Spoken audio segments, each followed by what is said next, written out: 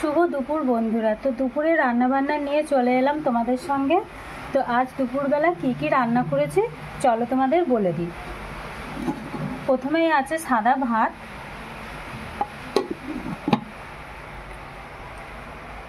তারপর আছে ডাল, মুসুরির ডাল। মুসুরির ডালের সাথে আলু ভাতে শুকনো লঙ্কা আর পেঁয়াজ ভেজে মেখেছি। আর মুসুরির ডালের সাথে এই আলু ভাতে মাখাটা খেতে খুব সুন্দর লাগে।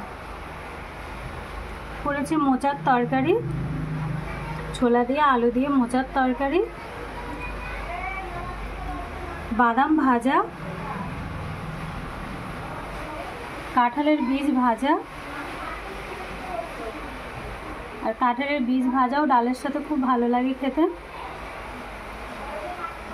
আর করেছি পার্শে মাছের ঝাল।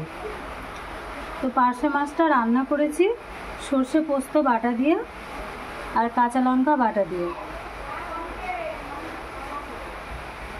তো এই আজকে রান্না হয়েছে।